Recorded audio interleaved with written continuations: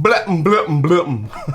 That's my daily drum solo. E.J. Curley and Company. What the hell is that? Well, the E.J. Curley name, which dates back to the Civil War era, was known as Kentucky River Distillery at the Kentucky Palisades following Prohibition until the 1960s. Recently, it was announced E.J. Curley plans to establish a facility in Jessamine County, Kentucky, with more than $5 million invested, expected to create 52 full-time jobs. The distillery will be located at Camp Nelson, remember that, at the same site as the original E.J. Curley and Company operation, which operated in Jessamine County from the late 1860s.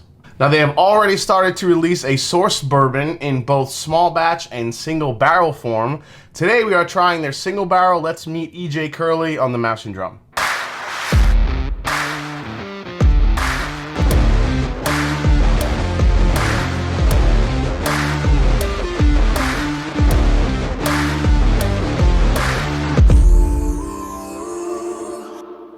What's up, folks? I'm Jason C. from the Mash and Drum. Built in the late 1860s by the son of Irish immigrants, Edward Curley, who had been a soldier with the Union Army at Camp Nelson, must have seen the potential with the spring water pouring out of the ground. E.J. Curley is already one of the fastest growing bourbon brands in central Kentucky, where they have both founded their Revival Distillery and established themselves as a distillery to watch over the next year. Take a closer look at this bottle of their single barrel.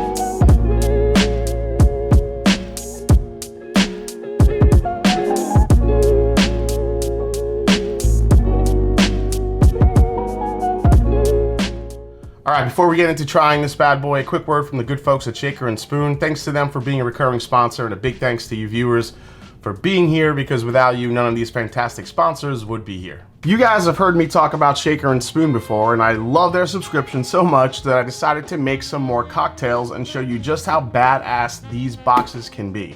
So included in the box, you get all these different recipe cards that guide you through mixing and garnishing each cocktail step by step, and you even get a glossary that explains any unfamiliar bartending terms. Each box includes all the ingredients other than the alcohol. You have to supply your own alcohol, but you get about enough ingredients for 12 cocktails, 4 from each recipe. Everything you need: syrups, bitters, garnishes, infusions, hydrosols, and all sorts of crazy stuff.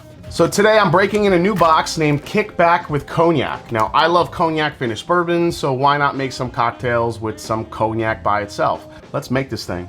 So first things first, spiced strawberry syrup. Well, that just sounds freaking delicious. I need 2 dashes, not just drops, but 2 full dashes of Angostura bitters. Let's mix it up.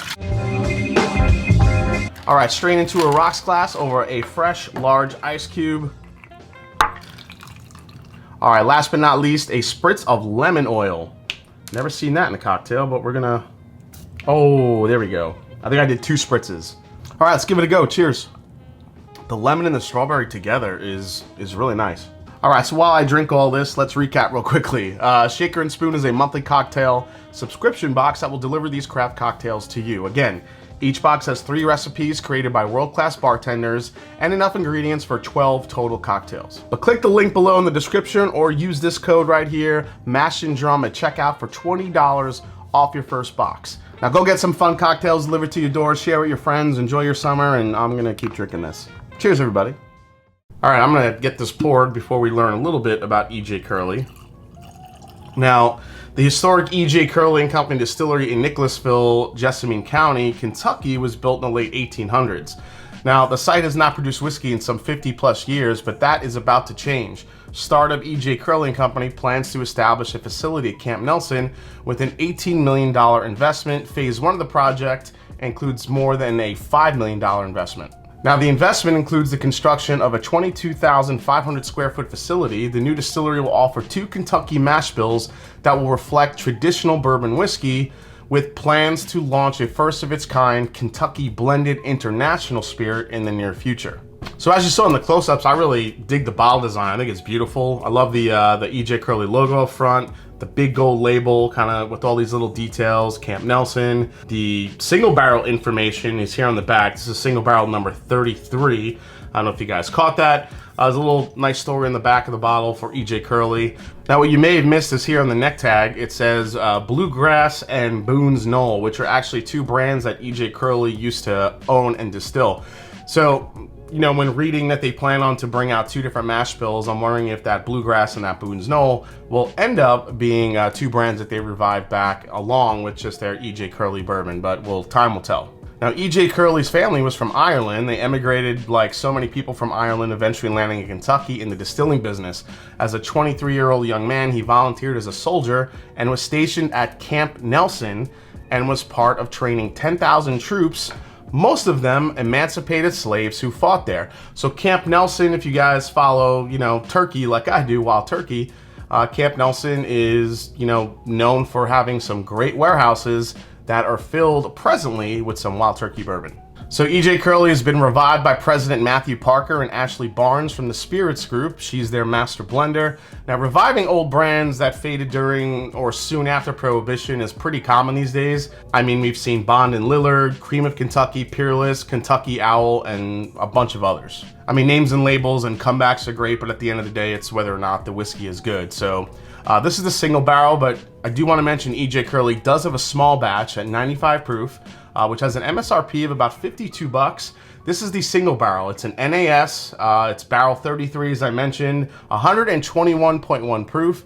Now, it is sourced, but it's undisclosed what the mash bill or the source is, and I think it's priced pretty reasonably at 65 to 70 bucks. Now, I know what you're thinking, because I was thinking the same thing. Well, you know, Jason, it's Camp Nelson, so immediately your mind goes, now, is this sourced Wild Turkey? That seems to be the theory to kind of, with that connection to the history of Camp Nelson and where those warehouses sit. But let's try it anyway. Here we go.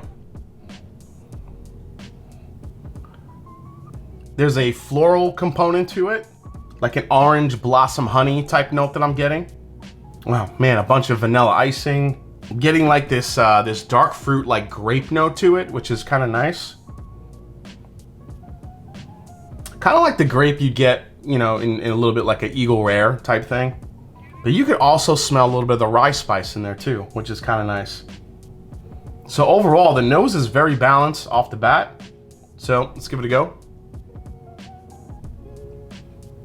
Wow, the rye spice is strong in this one. I mean, this is my first pour of the day, but yeah, that orange floral component is right up front. There's that citrusy, grapey type sweetness that hits right on the side of the tongue. That rye spice just kind of hangs out there. And then the finish on this thing, man, the rye spice just goes. It just goes on this. The one thing I will say about this is for 121 proof, 121.1 to be exact, it's a little bit thin on the palate. I expected a little bit more viscosity and texture from something at that high of a proof. I mean, the flavor lingers, it's there, but the I don't know, I was just wishing there was a little bit more texture on the front and mid palate that just kind of sticks around a little bit. It's kind of weird. It's thin, but yet it's got a lot of flavor punch at the same time.